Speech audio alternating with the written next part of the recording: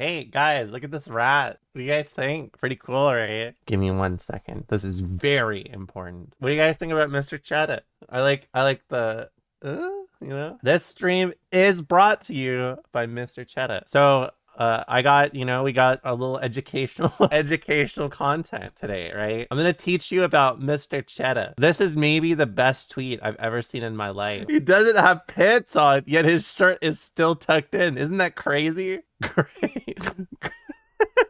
I don't know why I find this shit so funny. Not as important as Mr. Chedda. Today, I'm not just teaching you about Mr.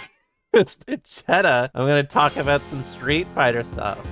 We're going to the Cheesecake Factory, guys. What do you mean I look like that rat?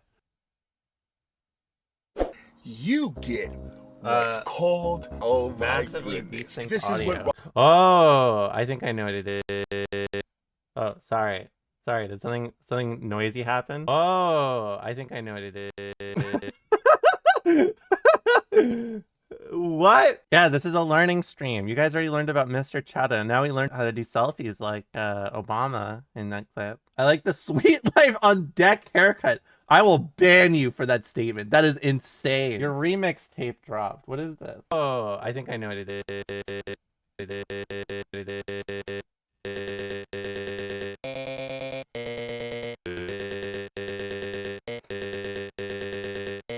Yeah, this is awesome. Hey, this sucks ass. What? All right, let's talk about this. I'm getting tired. Just start. Damn, what do you mean? Hey, no rushing me. No rushing me. We're gonna get sweaty. We're actually gonna talk about something kind of important. I've thought a lot about general things that are problems for especially anime players getting into Street Fighter. Faster paced games compared to more slow ones. Here's one thing I've realized a lot of anime players tend to not do. A lot of anime games tend to encourage playing very preemptive and forcing your own shit. There's a variety of reasons for this. One of the main things is usually in anime games, offense is very, very fucked up most of the time, right? There are anime games where offense isn't as fucked up, especially in team games too, is they force things very quickly just because when they force things and they get in, it's very realistic that they just win the game. I'm gonna break down a lot of difference here. So anime games with punishing may not be as easy. This is one thing that a lot of people actually don't think about.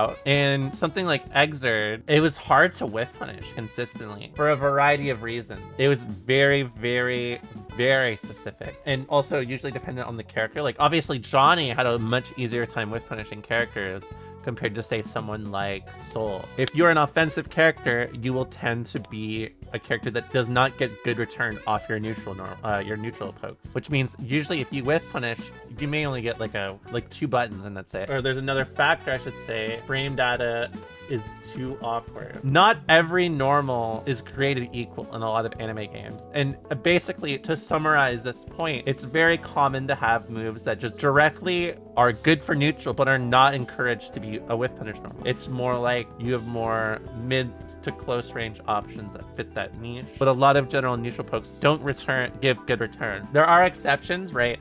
Games like Uni is like a very whiff punish heavy game. Very different from say something like Melty where proactive play and preemptive play is very much encouraged, whereas in Uni it can be actually quite disadvantageous to force it. If you're wondering what dictates if you are going to play whiff punish heavy or if it encourages whiff punishes, you should consider the pace of the game and how system mechanics tend to affect that. And that's not to say like one game is scrubbier than the other or easier or anything like that. It just encourages different thing. The reason why this is important to note is because in traditional fighters tend to be more slow paced. With punishing may be more encouraged because spacing tends to be very important. Spacing is actually one of the most consistent important subjects in fighting games because spacing is applicable in a lot of games, but typically you think about it in a very different way depending on how you play neutral, what characters you play, what game you're playing. You learn to play in one way, you're probably going to keep playing that way. You're not going to go into a new game and say, okay, I start from 0. You're going to use your skill set from what you've already learned, right? And that's okay. Depending on how mechanics change, you have to view things a lot different. So even the fact, like, let's say neutral jumping and strike Strive is very powerful. It is extremely powerful for a variety of reasons. If you view it in the same way, let's say Street Fighter, when you neutral jump, you are basically just giving up a form of space, or you are saying, this is my wall. That also gives a lot of information. Now, I have given you kind of a warm up to this because, you know, I know you guys not used to listening to educational content from me, right? It's kind of crazy, right? Kind of weird, kind of odd. So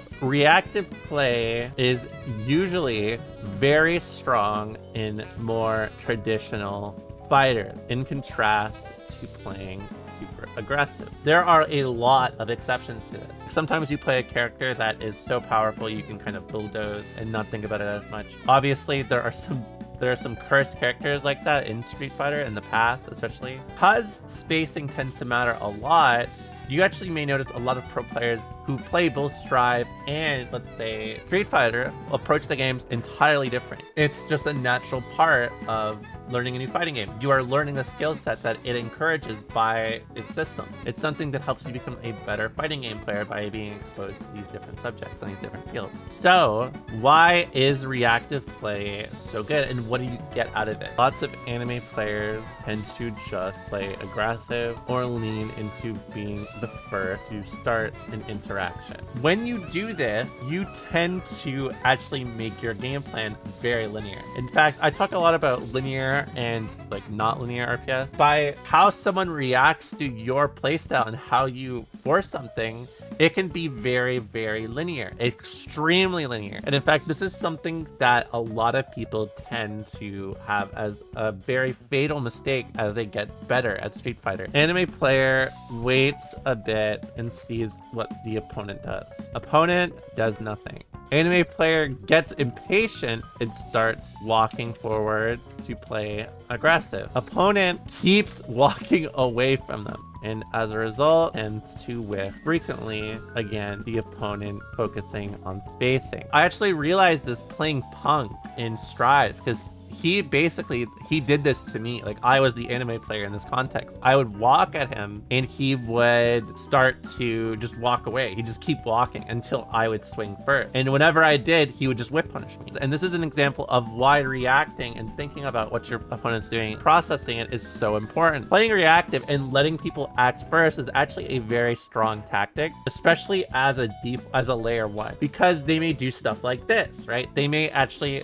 just commit preemptively and kind of fall into your hand without you actually doing anything. If you've watched my educational content, you know I think that is the end game goal of playing fighting games. Yeah, if you wait long enough, your opponent will do something stupid. That's basically true. Walking them to the corner is also the equivalent of somebody just hanging themselves in a game, just like I just mentioned. Opponent focuses on forcing interactions. You sit back, keep retreating as they approach, looking for a whiff punish. You keep doing this even though the opponent is not swinging. In fighting games, you can get control of a situation or a more favorable situation in a lot of ways. It's not as linear as I get a hit, I do damage, I have a life lead, I can play from there. It can be a lot better. The answer, as the opponent in this context, you end up cornering yourself or putting yourself more adjacent to the corner. You have given up enough space for the opponent to be further from the corner on their side. How they handle this can actually be an advantage without actually doing anything. This is purely just like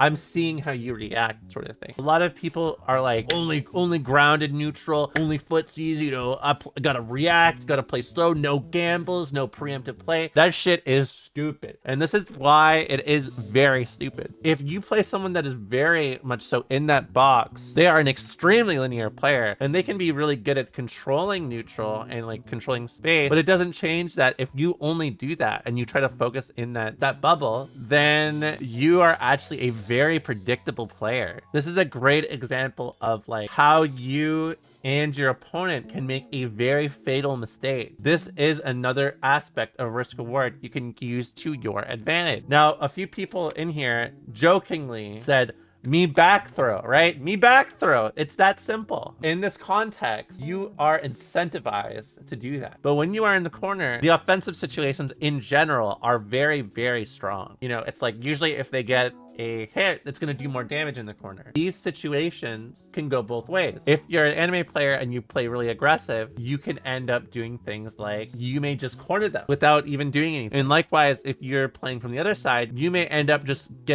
you're starting your offense and getting hits and setting them to a corner with the combo by pretty much doing like nothing. It's just entirely about how you view the situation and how you process it. There's two things I'm hoping to really dispel. One, being purely preemptive or purely reactive is not a way of playing fighting games. You have to balance them both. It's very important. If you lean too much on one side, it's very easy to take advantage of that in some way. Let's say you recognized what the aggressive player in this context was doing. You may think, I have to be preemptive and swing into them for approaching me. How you act out of the situation is also another RPS situation. It creates a situation where I have to swing. Are they going to be prepared for it or not? And how does that work? Does that mean that it is a bad option, or is it like something that you should avoid? Is being aggressive preemptively very bad? No. Is being too reactive bad? No. Purely relying on those things, despite what the information on the screen is telling you, it is a bit bad if you aren't really reacting to what they do. And this is why I think a lot of anime players tend to struggle with more traditional fighters, because it encourages you to just directly react to how your opponent plays and play off it. By doing this, you are upping the ante on each interaction, right? Like, it's like, if I corner you without even doing anything, you are going to probably take more damage than if you got hit mid-screen. Why is reactive play so important then? Because you may notice there's a certain set of information that you can get really easily from being reactive, and it's all about absorbing the information on the screen, basically. It's not necessarily a matter of like, you're dumb. It's about, am I digesting what's happening? Am I actually thinking about what just happened? You are never going to be right 100% of the time. You are never going to be. This is not something that is a problem. When I was new to fighting games, I thought the whole concept around a lot of stuff was really hard to really digest, because I was like, what if I do something and I'm wrong? Or it's like a feeling of, if I do this, they'll just do X, right? They'll just do Z. It's like, I do C, they do Z, they do Z.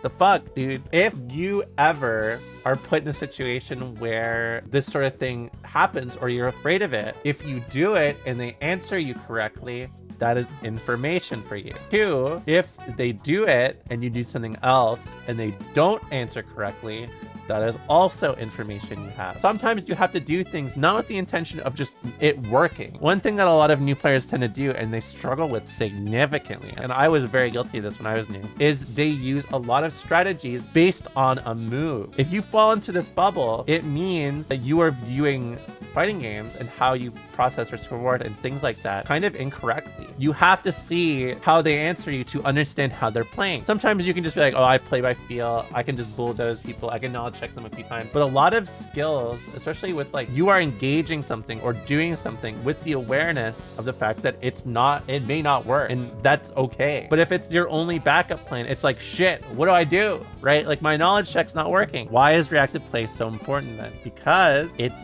just another part of getting information. So in this context, playing reactive and letting them choose the first thing, like the first action, is very effective. And it's typically why a lot of people, and I mean a lot of people who are really good at Street Fighter, tend to be a lot more reactive as a layer 1. There's a lot of information you can get just by how they first show their hand, pretty much. Even if they don't, and they just sit in their little bubble and they just like watch you and you watch them, and it's like, you know, howdy neighbor sort of thing.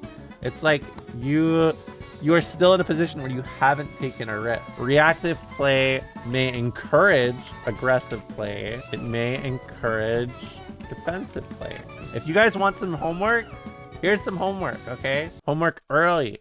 You're going to jail. Wait, why'd I write that? It's homework. Focus on letting your opponent act first and try to take something away from the information they gave you. One could be backing up at round start and looking to whip punish. A lot of people do this and get frustrated that they can't whip punish. Like, if you do this and, like, let's say some dude just goes crazy, like just runs at you, dive bombs at you or whatever, they have shown you something that you can use to your advantage too, even though you haven't taken a direct risk. Obviously, blocking is not a great situation, but if you are in a position where it's better than, like, you were wrong about something, you basically still took a gamble by doing that. And that's really what reactive play is kind of about. It doesn't just mean like, oh, I sit here and I whiff punish a lot. It may look like that if you've done this, and especially if you're the type of player that isn't great at like adjusting on the fly and they're just getting whiff punished over and over again. But in a lot of high level situations, this thing could happen multiple times and you may not even notice. Information is easier to get from being reactive than it is being preemptive. If you do something preemptively, you give them a lot of information for one, but two, it also directly shows, is it going to work again or is it not going to? You have to be preemptive sometimes and do this in order to get a certain amount of information or whereas being reactive can tell you a lot without even opening yourself up to that same risk in a way that is pretty similar to this. But you can see there's a lot of layers to this that can essentially just boil it down to what risk do you feel safe taking, what risk do you feel unsafe taking. I remember Bears once told me that in Exerd, I was probably one of the most quick to adapt players. Like I was like I would just instantly get conditioned if something went wrong, like just frame one. And like that sounds good on paper, but that also means like when you can use this information, it works against me, right? And it did for a long time. He beat my ass. He would do like, you know, one setup and I would just instantly be locked in looking for it, like frame one. And then he'd do something else and I'd be like, I'm looking for it too. And then by the end of the set, he'd go back to the first thing and I was like, I wasn't ready for this. I was looking for the last thing you did. You know, it's like that. Yeah, exactly. Stream title kinda cheesy. Thanks so much for the resub, Ryan. Hey, Ryan, have you seen this tweet? This shit is fantastic. Look at it. I will be expecting your feedback in my homework channel. Hey, how did you like my little education thing again? Do you guys remember that? Do you guys remember when I did this before? Hey, let's listen to my music again. Oh, I think I know what it is. It's a good refresher, I agree.